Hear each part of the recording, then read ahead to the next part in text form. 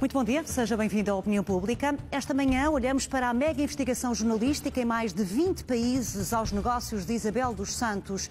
Em Portugal, a notícia foi revelada pela SIC e pelo Semanário Expresso. O caso Luanda Leaks traça um mapa esclarecedor de como a filha do ex-presidente de Angola, Isabel dos Santos, foi construindo fortuna à custa de dinheiros públicos de um dos países mais pobres do mundo.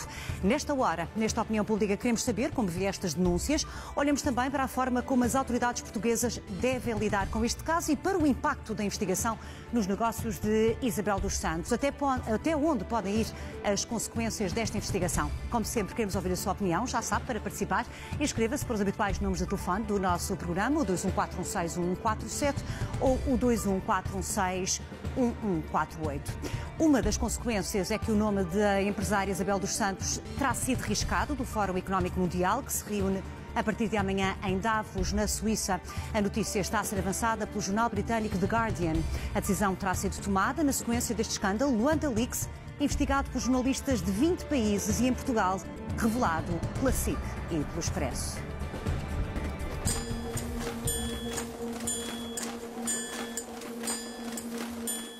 Era o fim dos dias de Isabel dos Santos na presidência da Sonangol.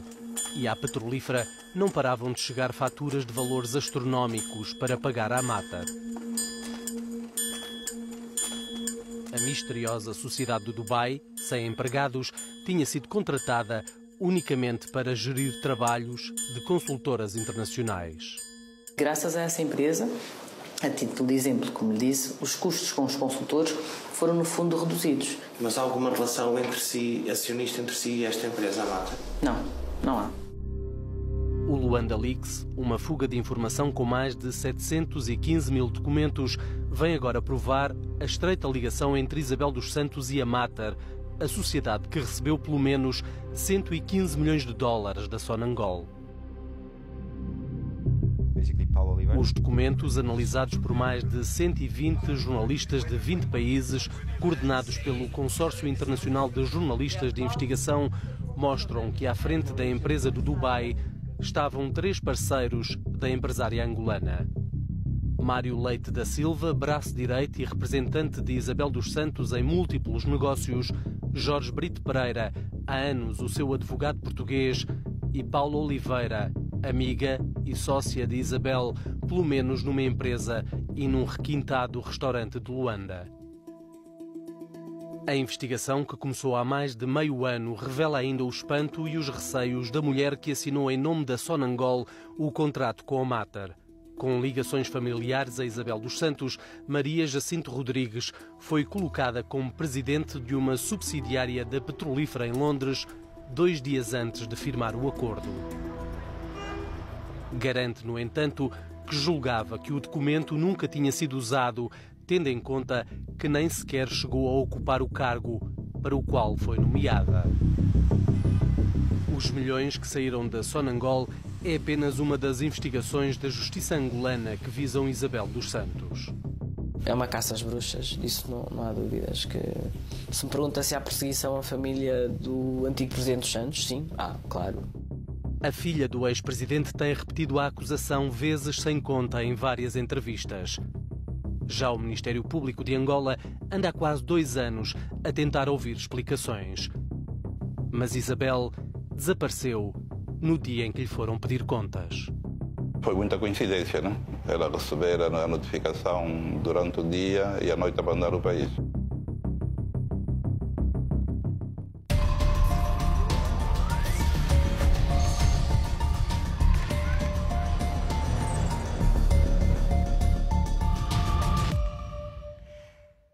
Isabel dos Santos nega todas as suspeitas e mantém que está a ser alvo de uma perseguição política. A filha do ex-presidente angolano não quis dar qualquer entrevista ao consórcio de jornalistas que fez esta investigação, mas decidiu depois falar à BBC África.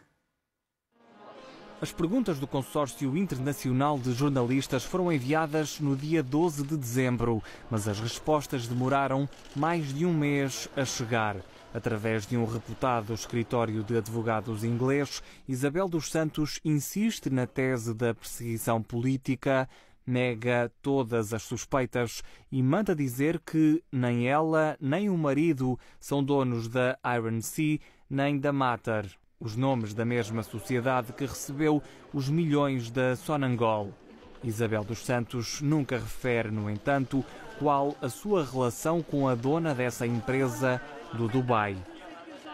Os advogados de Paulo Oliveira, também de um escritório de Londres, vão um pouco mais longe nesse capítulo. Numa carta enviada só esta sexta-feira, Paula Oliveira diz que conhece Isabel dos Santos social e profissionalmente, sem contudo referir relações de amizade ou o facto de serem sócias, pelo menos numa empresa e num restaurante de Luanda.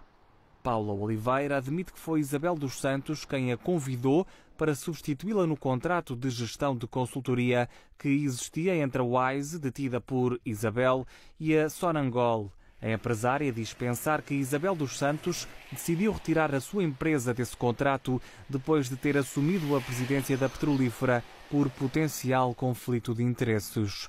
Paula Oliveira garante que é uma empresária com experiência e qualificações, que o contrato era legítimo e nega qualquer ilegalidade. Confrontados com pedidos de esclarecimento, Mário Leite da Silva, braço direito de Isabel dos Santos, e Sarju Raikundalia, ex-administrador financeiro da Sonangol, não se manifestaram. O advogado Jorge Brito Pereira, também chairman da NOS, ficou igualmente em silêncio. Isabel dos Santos não tem parado nas últimas horas. A empresária acusa a SIC e o Expresso de estarem a mentir e afirma que não recebeu qualquer pedido de entrevista.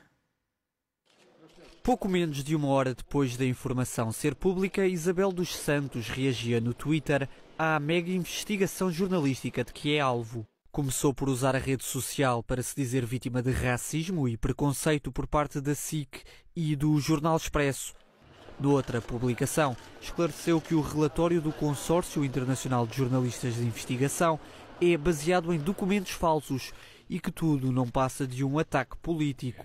Foram mais de 20 tweets publicados em menos de 3 horas, nos quais Isabel dos Santos desmentiu a investigação, repetiu que se baseia em mentiras, desacreditou os jornalistas. Não fiz desaparecer 115 milhões da Sonangol. Isso é mentira.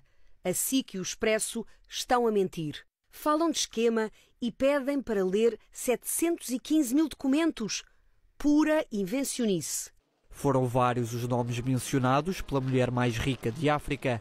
Para Isabel dos Santos, a comentadora da SIC e ex-eurodeputada Ana Gomes fez parte de um esquema de corrupção envolvendo o jornalista angolano Rafael Marques e o investidor húngaro George Soros. Lançou ainda críticas à Procuradoria-Geral da República Angolana.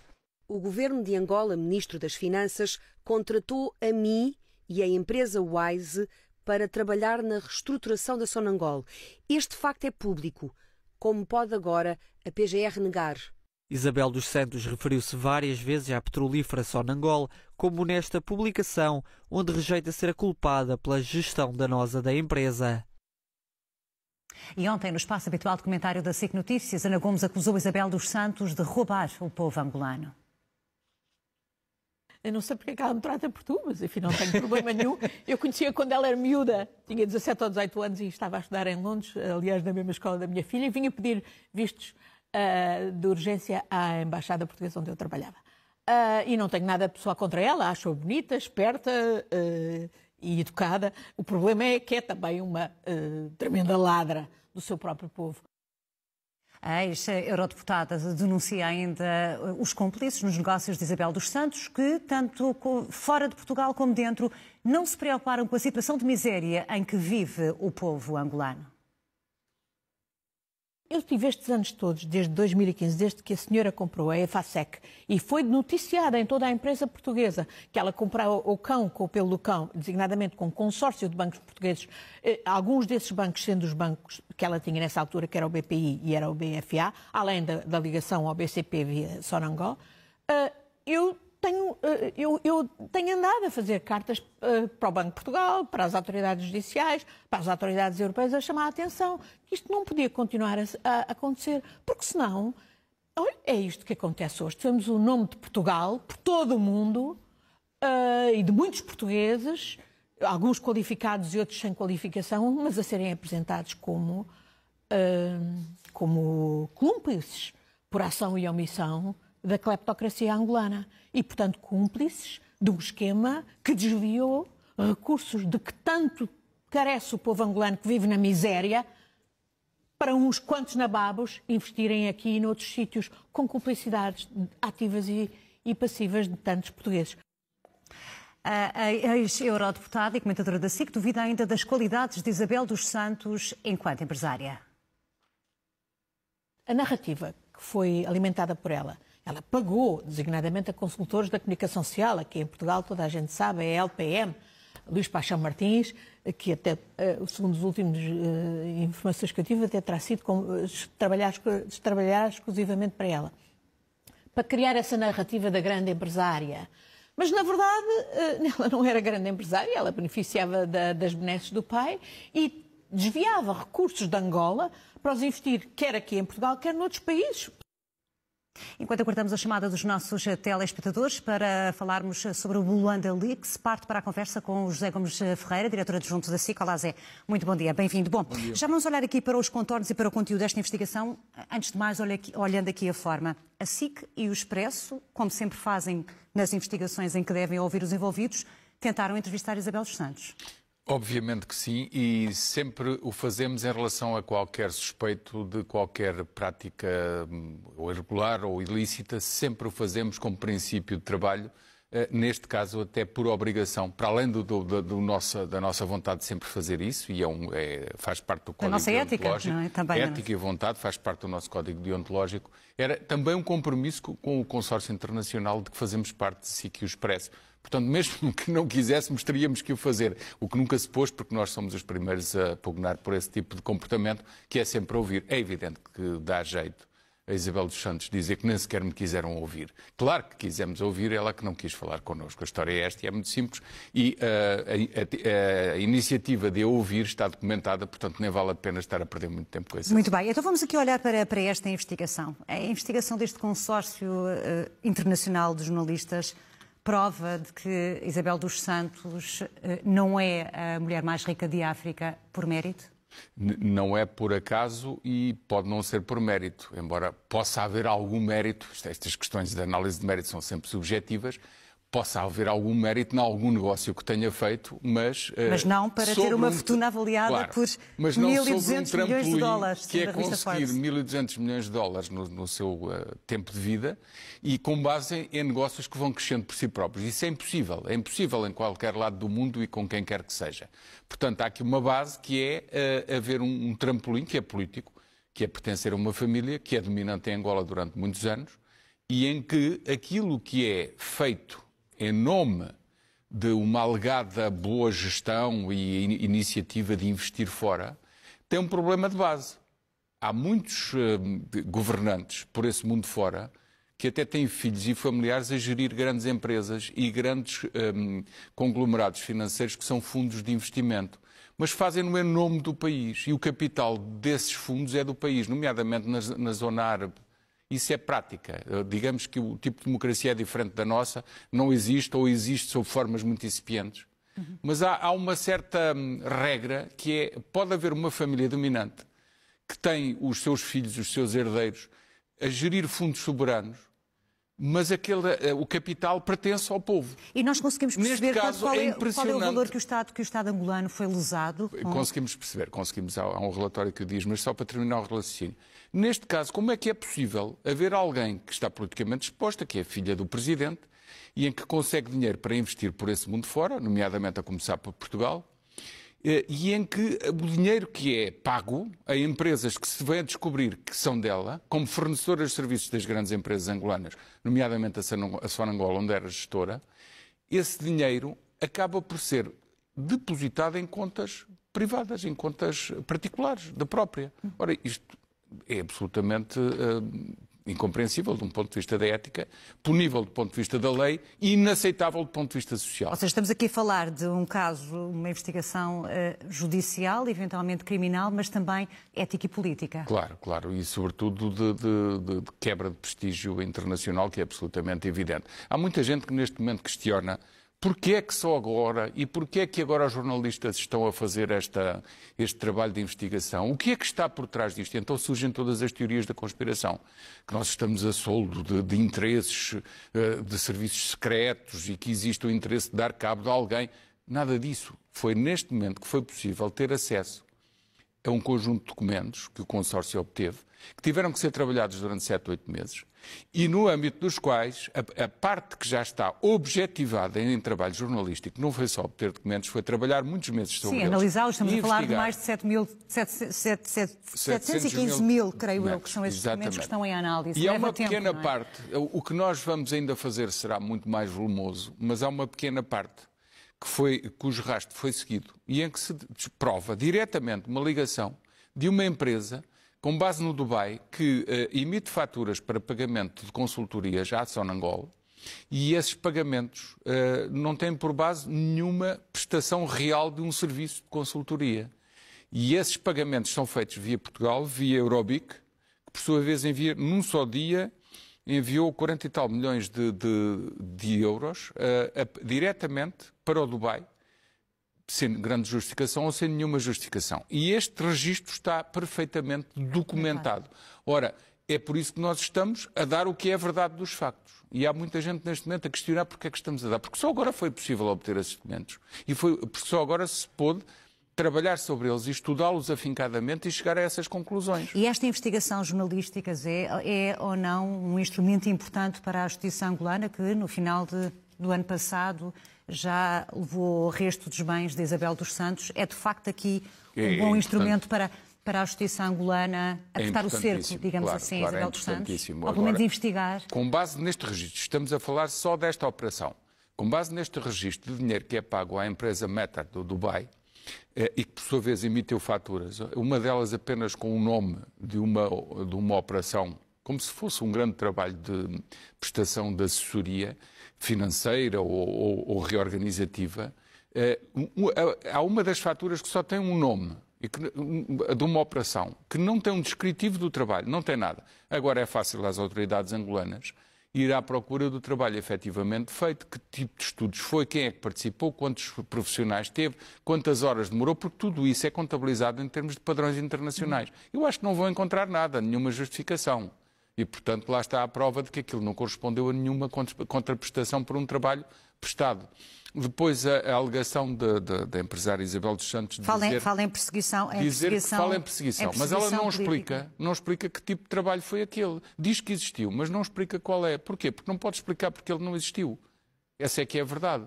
E agora, com base nesse registro, é fácil ao Banco de Angola e, sobretudo, às autoridades e ao Procurador-Geral de Angola concluir que não houve nenhuma prestação de trabalho. Então, se não houve e se o dinheiro foi desviado para contas de empresas que, por sua vez, têm como sócios os sócios de Isabel dos Santos, então foi desviado para a esfera privada e, portanto, não pode haver mais dúvidas sobre isso. Mas todo este trabalho tem que ser sistematizado. Perguntavas, isto pode representar o volume que foi desviado ou o valor é muito maior? Uma organização de direitos humanos internacional, Human Rights Watch, fez um apanhado sobre o desvio de dinheiros nos últimos anos de fundos soberanos ligados à Angola, ligados à Sonangol, só à Sonangol, e concluiu que havia 32 mil milhões de dólares que desapareceram e que não havia justificação. 32 mil milhões de dólares. É tanto, para as pessoas terem ideia, como 3 vezes o custo do nosso Serviço Nacional de Saúde português, por 3 anos. 32 mil milhões de dólares. E no meu próprio telemóvel obtive aqui há uns tempos, embora não tenha sido checada essa lista, mas obtive uma lista feita pelo Banco Nacional de Angola, em que o Banco Nacional de Angola reclamava às autoridades que perseguissem o desvio de valores de mais de 20 mil milhões de dólares, que era 18 mil milhões de dólares, salvo erro, em que aparecia com os nomes e os valores que cada um tinha desviado, incluindo antigos governadores do Banco Nacional de Angola, ministros, generais, por aí fora. E o nome, obviamente, de Isabel dos Santos. A questão é se vai ser possível, seguramente, se for possível, não será fácil, Angola conseguir recuperar parte desse dinheiro, não é? É muito difícil. Vou contar um caso que foi citado pelo nosso colega e diretor Ricardo Costa aqui há dias numa coluna de opinião no Expresso, que disse que um sheik árabe, com o seu país a cargo, decidiu juntar as 20 famílias mais importantes do reino e fechou-os no hotel, trancou a porta. Eles tiveram que lá ficar vários dias até assinarem todos a devolução de grande parte daquilo que tinham desviado. Isto é factual, está registado, é factual. Em Angola nunca foi assim, nem noutros países africanos nunca foi assim. Não se faz um controle prévio, deixa-se sair e depois, quando se vai atrás, obviamente que será muito difícil. Alguma parte poderá ser recuperada, porque há ativos que, neste caso, foram reinvestidos e no exterior, se foram apreendidos em Angola os bens de Isabel dos Santos, se foram arrestados, também é possível fazer esse arresto noutras jurisdições. Mas é preciso haver provas concretas. Desta pequena parte daquilo que sabemos, há provas concretas de dinheiro que passou por Portugal e que foi para o Dubai, que saiu do Sonangol sem justificação real. Aí há provas concretas. Agora é preciso fazer um trabalho muito aturado para conseguir ir buscar todas as outras parcelas. O que será seguramente um trabalho longo. Já vamos daqui a pouco, Zé, falar também sobre a forma como Portugal e as autoridades podem e devem lidar com este caso. E o que não fizeram, olhando para trás. Consultoras e gabinetes de advogados. E por aí fora, já vamos falar sobre isso. Para já vamos ouvir as primeiras opiniões dos nossos telespectadores que gostariam de participar dando a sua opinião. É o caso da Carla Bugalho, que está a ligar-nos aqui de Lisboa e é reformada. Muito bom dia. A sua opinião.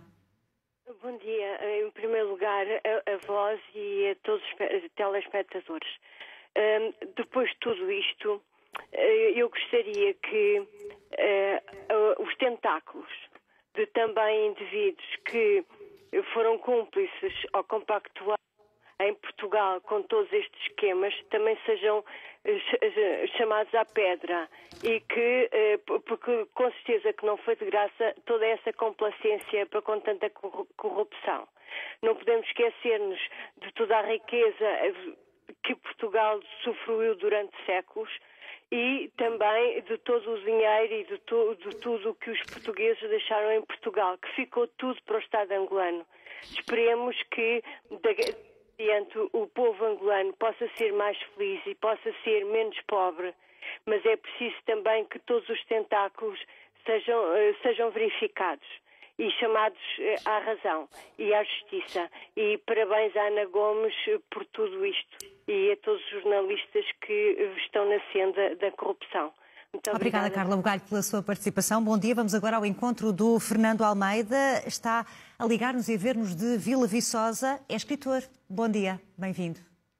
Muito bom dia. Bom dia para si, para o José Gomes. Numa operação desta envergadura e feita da maneira que foi, com certeza que acredito eu e acredito piamente que há muitos interesses também por trás, e embora José Gomes Ferreira, portanto, não conheça todas as operações. Mas com certeza para se chegar com tal envergadura a esta, em termos de matéria, alguma coisa muito poderosa, alguém muito poderoso também estará por trás desta operação. No entanto, fico admirado de, até ao momento, estarmos a falar de 100 milhões. 100 milhões ao pé do nosso Salgado não é nada. E ele não mereceu estas honras. Por outro lado, pedia ao jornalismo português, seja ao Expresso, seja da SIC, que tenham o mesmo empenho e que não se venha a verificar o que aconteceu com os Panama Papers, que vinham aí informações bombásticas e que desapareceram quando começaram a chegar a determinados sítios. Como o povo português gostaria de ter o mesmo empenho dos vossos profissionais, no caso dos 20 milhões da Ferrostal, que foram distribuídos pelo Sr. Salgado e que até hoje ninguém sabe quem é que foi destinatário, não é? Portanto, o nosso jornalismo tem que deixar de ter medo de determinadas figuras, porque acusar alguém da África, em África, embora tenha tentáculos aqui, que é preciso descobrir, mas infelizmente eu não acredito que os tentáculos que se venham a verificar em Portugal alguma vez venham a ser descobertos, como sempre. Muito obrigado E aí era tudo. Nós também agradecemos, Fernando, pela sua opinião. Já vamos daqui a pouco tocar aqui em alguns aspectos de que falou. Seja de qualquer das formas, gostaria de dizer que na qualidade de jornalista da SIC estamos sempre à procura da transparência e da verdade. Vamos ouvir agora um telespectador que nos liga da cidade do Porto. É tripulante aéreo, é o João Paulo. Bom dia. Muito bom dia. Bom dia, a sua opinião. Meu bom dia para si e para o seu convidado. É realmente uma questão, como angolano que sou, a ver esta situação que a nós não nos admira em nada. São 44 anos de corrupção. Nos dias de hoje essa corrupção continua porque a oligarquia, o parque dessa oligarquia do nosso país ainda continua em funções. E o que esta senhora representa realmente é uma ponta do iceberg, porque, peço desculpa pela expressão, o buraco é muito mais em baixo. Isto foi apurado agora, mas em 44 anos é muito maior o valor. E realmente o que se constata, ela realmente é a cabeça que desponta tudo isto, mas continua a haver outras Isabéis dos Santos no nosso país e continua, portanto, isto a existir em grande escala. Só que realmente o nosso governo atual realmente acabar com isto, dar uma transparência maior aos dinheiros públicos e para que realmente nós conseguimos ter uma vida melhor. Muito bem, obrigada. Registrando a sua opinião, João Paulo, um bom dia. Continuamos na cidade do Porto, desta vez para conversar com a Maria Cunha, é reformada. Bom dia. Bom dia, menina, para si, bom dia para o seu convidado. Olha, eu não tenho a teoria da conspiração, mas eu sou angolana. Vou dizer que sou angolana, nasci em Angola, a minha família paterna é toda portuguesa, parte do meu pai. Em pequena estudei cá e não sei o quê, pronto, agora estou cá já há vários anos, tive que vir, infelizmente tive que vir, estava a começar a minha vida lá, tinha acabado os estudos e não se podia andar na rua, era tiro por aqui, tiro por ali, pronto. Ainda tenho lá alguma família, mas eu queria dizer uma coisa. Angola é independente há 46 anos, não é? 46, 45 anos, ok. Só agora é que se lembraram disto? Tudo bem, podem dizer assim, ele teve estes anos todos no poder e não se podia mexer, não podia... Não... Agora, a única coisa para mim que eu acho que deviam fazer era o seguinte. Os angolanos, o governo angolano atual, é que tem que se preocupar com estas coisas, de ir buscar. Eles não precisam que aqui, os portugueses, cá, estejam-se a preocupar com isso. Eu não estou a defender a senhora.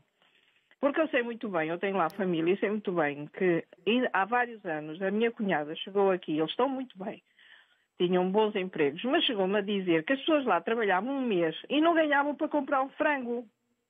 Portanto, não podiam até ter sacos plásticos pendurados no quintal que até o roubavam para ir vender. Portanto, eu sei muito bem o que é que se passa lá. Agora, o que eu acho é que o governo atual que está lá é que tem que se preocupar com os problemas de Angola. E tem que chegar aos países onde acham que a senhora tem dinheiro, do dinheiro que desviou deles, tem que pedir que restituam o dinheiro por via legal, por tribunais, por isto, por aquilo, por aquilo outro. Porque cá em Portugal, eu sou portuguesa, como eu disse, a minha família, o meu paterno é portuguesa, portanto eu sou portuguesa. E não tenho dupla nacionalidade, só tenho a portuguesa. Portanto, nós cá em Portugal temos tanto, como ainda agora um senhor aí disse, tantos problemas, desvio, dinheiro, disto, aquilo, milhões de pessoas a passar fome, crianças a passar fome, e estamos agora a preocupar. O governo angolano é que tem que se preocupar.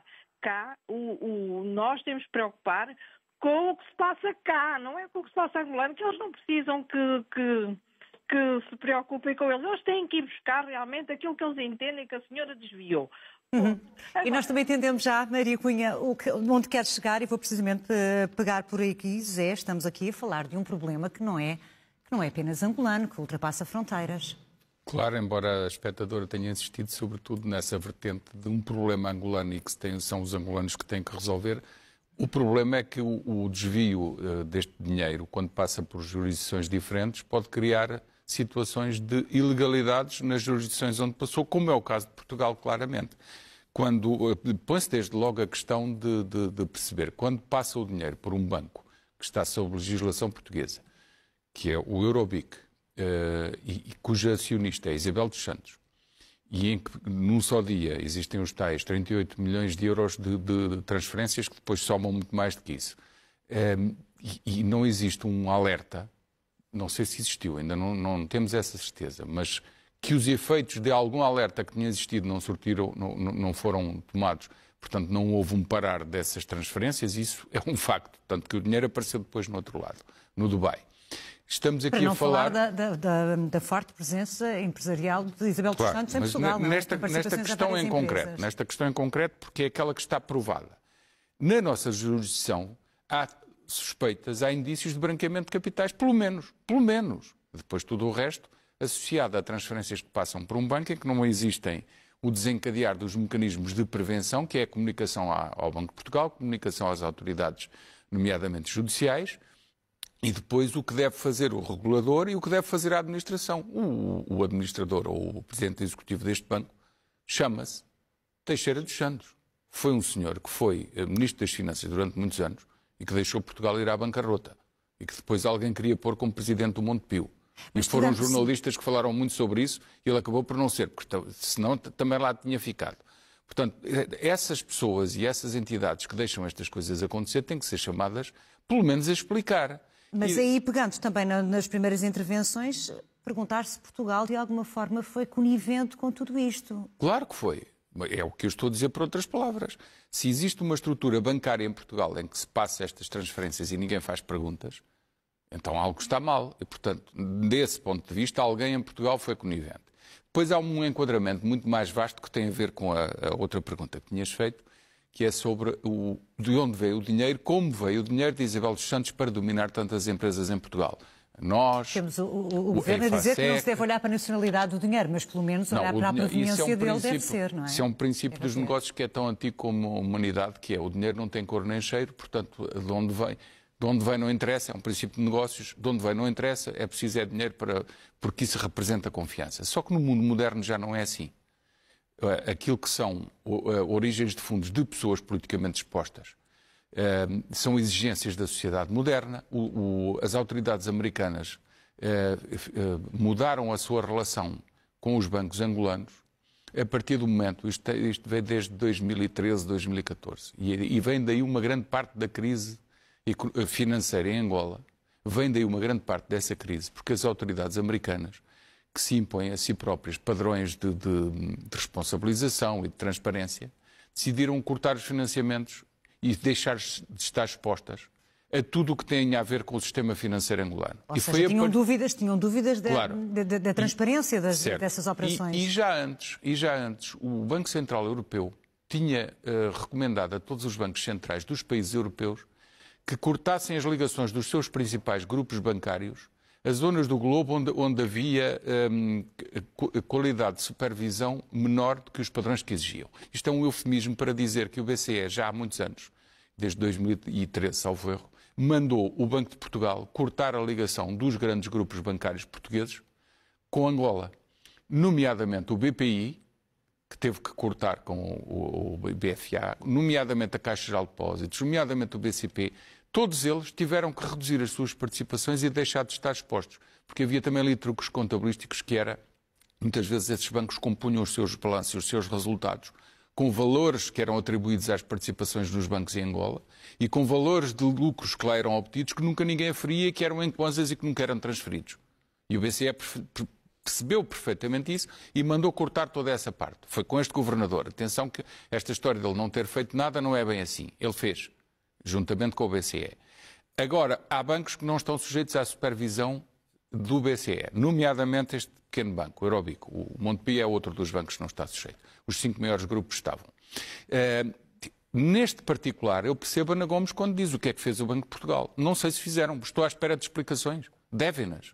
Depois há uma outra parte, um outro conjunto de entidades que são agentes económicos, mas que ao mesmo tempo não deixam de ser agentes da nossa sociedade, que são as grandes consultoras.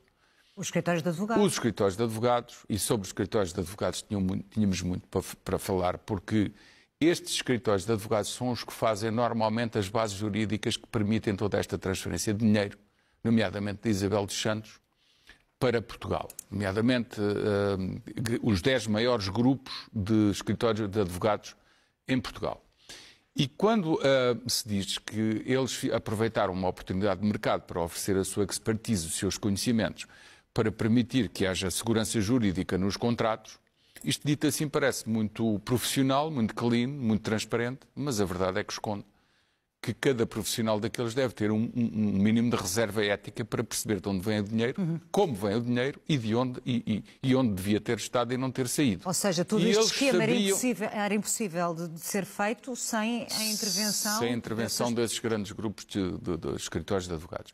E todos eles sabiam e sabem perfeitamente que a origem do dinheiro é uma origem que sai da esfera pública, nomeadamente da Sonangol, que é uma empresa de capitais públicos, portanto, em tese, cada angolano é acionista dessa sociedade, e que esse dinheiro, muito dele, vinha de lá. Ou seja, que havia, claro, conflito de interesses, não era? Portanto, não havia dúvidas de que Isabel dos Santos aproveitava o facto de ser filha o seu estatuto de filha de presidente e depois de presidente de Angola para conseguir este tipo de negócio. E quem participa nisso, se leis não houvessem para impedir esse tipo de práticas, pelo menos um mínimo de reserva ética e deontológica para dizer, atenção, que estamos a participar numa coisa altamente imoral e que isto é esbulhar um povo todo dos seus recursos. Não o fizeram. Mas a história não se esgota aqui, porque, de facto, nem Isabel dos Santos desviou só o dinheiro que estamos a falar, os tais 100 e poucos milhões de dólares, depois convertidos em euros neste caso, nem em relação às figuras angolanas do regime, ela foi a única. Na tal lista que eu referi, dos desvios de ativos identificados pelo Banco Central de Angola, havia 24 nomes entre políticos, filhos de políticos, familiares de políticos, generais e pessoas do regime, incluindo ex-governadores do Banco de Angola. Isso portanto, é como dizia há pouco um telespectador, que este é apenas a ponta do iceberg. Claro, não há figura de destaque que não tenha desviado alguma coisa, é a conclusão que se tira. E depois, do lado de cá, o que é que aconteceu ao dinheiro que cá chegou? Serviu para muita gente ganhar muitas comissões e muito dinheiro. Não é só os escritórios de advogados, nem são só as consultoras, nem são só os bancos por onde passa esse dinheiro. Muitos negócios em Portugal gravitam à volta do dinheiro que vem de Angola. E nós poderemos agora ter a tese, que foi politicamente vigente durante muito tempo, a começar pelas relações que o antigo presidente Cavaco Silva estabeleceu privilegiadas com Angola, e durante muito tempo Cavaco Silva e a relação que teve com Angola, a presidência da República Portuguesa e a presidência da República Angolana tinham muito boas relações, porque oficialmente Cavaco Silva decidiu fazer uma coisa muito simples. Eles são independentes, eles que se entendam, nós estamos no mundo global dos negócios, se eles querem cá pôr o dinheiro, que venha o dinheiro. A questão é se este caso vai levar Portugal a repensar esta é a vertente mais... A relação exatamente. Com Angola. Há aqui um virar esta investigação... Pode haver um virar de página. Este raciocínio que eu estava a fazer serve para nós debatermos em termos políticos que abordagem devemos ter. É aquela que existia na altura, durante muitos anos existiu, com Durão Barroso, mesmo com António Guterres, e outra que é, se o regime é corrupto, se o dinheiro que vem de lá vem sujo, o que é que nós devemos fazer? Não aceitamos? E então, como país, não aceitamos também dinheiro que vem da China? Ou que vem de outros países que são antidemocráticos ou que não respeitam direitos humanos? Entramos numa discussão que não tem fim. Não. É verdade. Essa vertente existe e deve ser debatida. Objetivamente, por isso, é que esta investigação, e agora vamos centrar-nos naquilo que é a atualidade e no trabalho jornalístico, objetivamente, por isso é que esta investigação não entra em considerações políticas nem ideológicas. Não, e é esse o trabalho que nós fazemos à sociedade, que é, factos. Há documentos, não corresponderam à prestação de serviços, foram entregues como faturas à Sonangol, o dinheiro foi pago, o dinheiro passou por Portugal... Ou seja, não nos cabe a nós jornalistas tirar conclusões, claro, essa não é a nossa discussão. Das autoridades judiciais e políticas convidar também. quem discuta sobre isso, isso é verdade, também faz parte da informação às pessoas. Mas temos que nos ater a esta objetividade que é, houve desvio de dinheiro, sim senhor, o titular desse desvio chamou-se Isabel dos Santos, o dinheiro foi para as suas contas e para as suas empresas, discutamos isto para começar também, por algum lado. E precisamos também que ela queira explicar efetivamente como tudo isto funcionava. Não é verdade que a SIC e o Expresso não lhe tenham pedido para explicar. É verdade que pediram. Joaquim Lopes está a ligar-nos de Queluz e é reformado, está pronto para dar a sua opinião. Muito bom dia. Bom dia. Obrigado pela oportunidade de poder dar a minha opinião. A minha opinião é o seguinte... Não tem qualquer ponta de ideologia, mas o que se passa, aquilo que eu observo é o seguinte. Acho que nós precisamos mais de Angola do que Angola precisa de Portugal. E que estamos a criar aqui um handicap contra portugueses que fazem a sua vida em Angola, inclusivamente empresas que vão para lá, não é verdade, para desenvolver os seus negócios. E quando Portugal temos aqui gravíssimos problemas para resolver, até já um jornal angolano em dada altura disse que estavam a preocupar com um cidadão angolano, que queriam julgar um cidadão angolano em Portugal e que tinham cá muitos problemas para resolver relativamente com a corrupção. Portanto, temos aqui a história dos vistos dourados. Não se sabe de onde é que vem o dinheiro, porque não me convence que Portugal tenha capacidade para investigar a vida de um chinês na China ou de um russo na Rússia. Vem para aqui o dinheiro, não sabemos. Normalmente essas pessoas são da área dominante desses países. Também estão cobertas pelo sistema.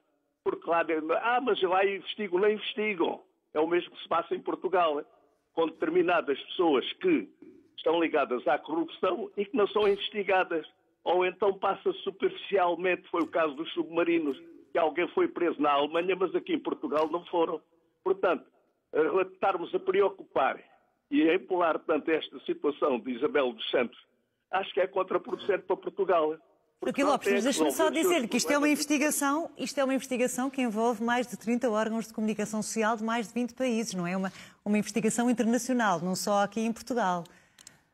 Sim, mas nós aqui em Portugal temos mais problemas para resolver do que esses. Portanto, temos que preocupar com os negócios. E se há, portanto, bancos envolvidos aqui em Portugal que sejam investigados, que é que recebeu as comissões, como o senhor jornalista disse, muito bem, mas Angola na corda bamba e, portanto, Isabel dos Santos, e enfim, sabemos qual é a sua família, acho que é contraproducente para Portugal. Muito bem, percebemos a sua opinião. Sim, registamos. Temos que seguir em frente, Joaquim Lopes, mas de qualquer das formas percebi muito bem onde quer chegar. Registámos a sua opinião. Bom dia, obrigada pelo seu telefonema. Vamos ouvir outras opiniões. O caso do Joaquim Granja está a ligar-nos do Porto. Muito bom dia. Bom dia. Como está? Muito bem. Está a ouvir-nos, Joaquim? Estou a ouvir, estou. Muito bem, a sua opinião, por favor. É muito simples. O que o jornalista disse é suficiente para clarificar o que se passa. Eu vivi 18 anos em Angola até maio do ano passado e o que me resta dizer desta situação é que é com satisfação que vejo este tipo de denúncias e da forma que elas vêm a público, de uma forma tão séria e tão objetiva. Porque eu sou da opinião que em Angola não se passou apenas questões económicas, passou-se um autêntico genocídio contra o povo angolano em termos de saúde e em termos intelectuais e em termos de literacia, de ensino. É genocídio que deveria ser julgado quase como um crime de guerra. Portanto, eu fico feliz que isto tenha vindo a público. Tenho muitos amigos em Angola, tenho muita gente. Eu nunca vivi nos condomínios, vivi em prédios com outros angolanos e sei exatamente o que é que se passa. Angola é um país incrível, eu gosto muito dos angolanos, tenho saudades de Angola e espero que isto contribua para, de alguma forma, as coisas melhorarem por lá. Era isto. Registamos o seu desejo. Obrigada, Joaquim Granja, pelo seu contributo. Um bom dia. Vamos agora ao encontro de um telespectador que nos está a ligar da Maia e é motorista. Jorge Ferreira, muito bom dia. Bem-vindo. Bom dia. Bom dia. Sim, bom dia. Antes de mais, estava a dizer o seguinte. O seu colega jornalista, eu esqueci o nome dele, José Gomes Ferreira? Já tocou no assunto que eu ia tocar, que é o das transferências bancárias. Eu vim embora de Angola derivado a ter cerca de 13 meses de ordenado em atraso. Em atraso, entre aspas, o patrão pagava, só que ele não era, o vencimento não era posto em Portugal, diziam que não havia visas. Onde eu quero chegar era o seguinte: eu, para transferir o dinheiro, eu tinha que assinar a dizer que tinha família cá, estava a pagar empréstimo bancário, essas coisas todas. Eu desejava saber como é que a Isabel dos Santos consegue transferir milhões para Portugal, não é? E para outros países, no caso de Dubai, não é? E Macau, se não estou enganado, e ninguém vai saber nada. Não, está-me a entender, é? Sim, está a falar do seu caso, as dificuldades que sentia para fazer essa transferência quando estava em Angola. E Isabel dos Santos transfere o dinheiro e ninguém sabe nada. Souberam. Certeza absoluta que eles sabem. Eles tiveram que assinar porque o dinheiro sai do Banco Nacional de Angola. Eles têm que dar autorização para o dinheiro sair. Outra questão onde eu quero chegar é que falam nos negócios todos que a Isabel dos Santos tem fora, no exterior, e não falam dos negócios que ela tem em Angola. Eu ainda não vi nada a falarem, desde a Unitel, desde as cadeias de televisão que têm, as empresas que têm de satélite lá em Angola, e ainda não ouvi falar sobre isso. Que foi os diretores foram chamados, ou que lhe confiscaram esses bens, isso tudo. As sociedades que ela tem na Angola, ninguém fala, porque ninguém mexe com ela. Se mexerem com ela, vai estar tudo mal. Eu tenho experiência própria, porque eu estive a trabalhar lá cerca de 5 anos. E sei que mexer com aquela família vai estar complicado. Vai aparecer na estrada, vai aparecer em qualquer local. E os senhores jornalistas sabem, isto não pode vir para fora, mas eu vou falar, sabem que quem mexer com a Isabel dos Santos ou a família dos Santos aparece na estrada morto. Isto, as pessoas aparecem e não sabem como, ou quem falar mal deles. Mas a nossa obrigação enquanto jornalistas é de facto relatar a verdade e transmitir os factos. Jorge Ferreira, obrigada pelo seu telefonema. Sim, registra a sua opinião. Percebi a sua opinião. Muito obrigada pelo seu telefonema. Vamos até à Maia uma vez mais, desta vez, para conversar com a professora Maria Leonor. Bom dia. Muito bom dia. Olá. Então, fui retornada de Angola. Um país maravilhoso e depois aqui também, portanto era aqui o meu país, mas o meu país também pertencia lá, não é? Eu também pertencia a Angola. Então, neste momento, estou desiludida com os angolanos, com os portugueses, com tudo. Dou os parabéns à doutora Ana Gomes, a todos os intervenientes nesta operação, todos parabéns, tudo. Não tenho mais palavras, estou muito nervosa, estou-me a lembrar da minha vinda para Portugal e a minha opinião sobre este assunto é o seguinte.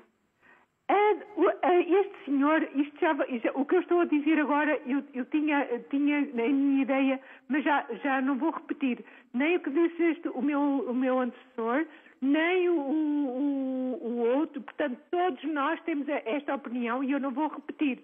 Mas, em relação à Isabel dos Santos, é impossível, nós que estivemos em África, os angolanos e os portugueses, muito embora ela seja muito poderosa, é poderosa, sim senhora, mas e então os pequenos angolanos a passar fome?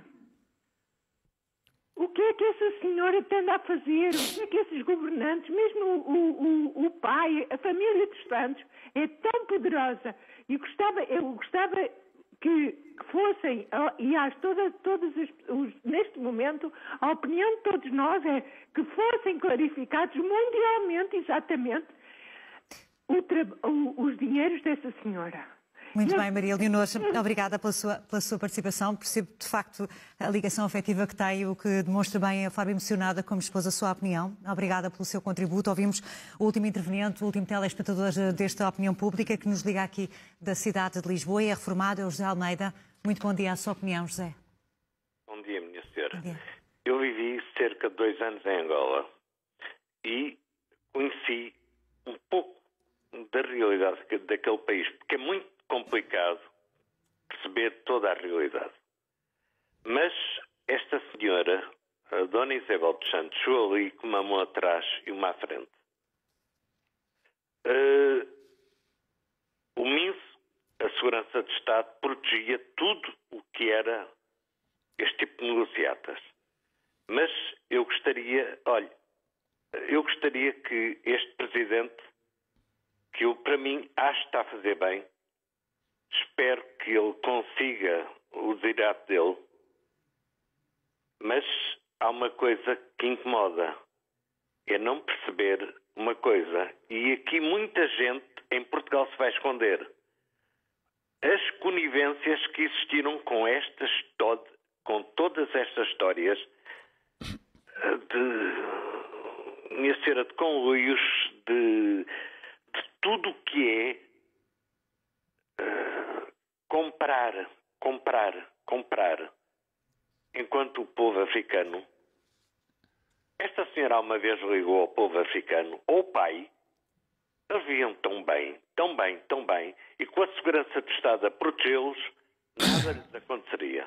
E estamos a falar, de facto, de um dos países mais pobres. José Almeida, eu tenho que, infelizmente, encerrar a nossa conversa, porque estamos na reta final do nosso programa. Bom, Zé, poderemos estar aqui perante a queda de um grande império de Isabel dos Santos? Pode ser a queda de um império, sim. Pode ser a queda de um império. Em Angola já começou, no sentido de que os bens foram arrestados. E assim que nas várias jurisdições onde investiu se tomarem iniciativas judiciais de fazer perguntas, perceber de onde veio o dinheiro, da forma como entrou e como foi aplicado, e pode acontecer que haja responsabilização, e isso significa um desmembramento desse império, sendo certo que isso não se traduz imediatamente em fechos de empresas e despedimentos, porque há muitas empresas que funcionam por si, não é por ter um acionista. Nomeadamente em relação às empresas portuguesas onde Isabel dos Santos tem claro. A participação, o impacto não será propriamente muito grande. Claro. Há empresas que funcionam por si, são instituições no sentido económico do termo, não dependem do acionista. Se for um banco é mais difícil e é mais sensível se tiver um acionista desta natureza. Encontrei a célebre lista, é uma lista não checada, não verificada, mas que dá a dimensão e o valor global, estou em crer que está correto. Ainda há bocadinho. A lista, para quem nos está a ver agora, a lista dos ativos transferidos de Angola para o exterior por muitas personalidades. Porque há bocadinho falámos sobre o relatório de Human Rights Watch, e é citado por Rui Tavares hoje no Público, que diz que só em fundos soberanos ligados à Sonangol houve registro de desaparecimento de 32 mil milhões de dólares. Era o tal valor de 3 vezes o financiamento do nosso SNS. Só que o total dos ativos identificados pelo Banco Nacional de Angola, como tendo saído do país nos últimos anos, é 62 mil milhões de dólares. É o dobro do que está aqui ligado só à Sonangol. E nesta lista, sem citar valores, porque eles não estão checados, a primeira pessoa em volume de transferências para o exterior é precisamente Isabel dos Santos, com mais de 10 mil milhões de dólares transferidos para o exterior. E a segunda... Essa é uma lista que foi divulgada, que tens acesso antes desta... Não é checada do ponto de vista... É antes, e não é checada do ponto de vista judicial. É de alguém do sistema que conhece bem o sistema angolano e que a fez. O segundo nome que aparece é de José Eduardo dos Santos. O terceiro nome que aparece é de Domingos Vicente, que foi precisamente administrador da Sonangol. E depois aparecem generais como Copeli, Padina e por aí fora. Toda a gente conhece esta lista do ponto de vista do jornalismo especializado, toda a gente conhece esta lista. É evidente que estamos a falar da ponta do iceberg, aquilo que estamos a falar na investigação do Expresso, da SIC e do Consórcio Internacional de Jornalistas. Mas tem um valor muito maior de qualquer uma destas listas. É porque o que lá está provado e passou por um crivo que foi fontes seguras a recolherem esse material e jornalistas empenhados a checarem tudo e mais alguma coisa. Resta saber se efetivamente... No nosso caso, o jornalista Luís Garriapa e outros, e os colegas do Expresso, que fizeram esse trabalho. Um ótimo trabalho. E filigrana. Exatamente. Filigrana. Fora esse foi o valor que nós apurámos, é aquele que está de facto checado, como dizias. Resta saber se efetivamente não há outro valor por desvendar. E se há vontade de ir até ao fim. E assim que o Expresso vão continuar naturalmente a trazer novos factos em relação a esta grande investigação jornalística. Obrigada, José Gomes Ferreira, pela tua presença nesta Opinião Pública. Agradecendo também a todos os nossos telespectadores que participaram neste programa, onde debatemos a investigação jornalística em torno do Luanda Leaks. É assim o ponto final do Opinião Pública. À hora certa, o Jornal do Meio-Dia é conduzido pelo Augusto Madureira. Bom dia.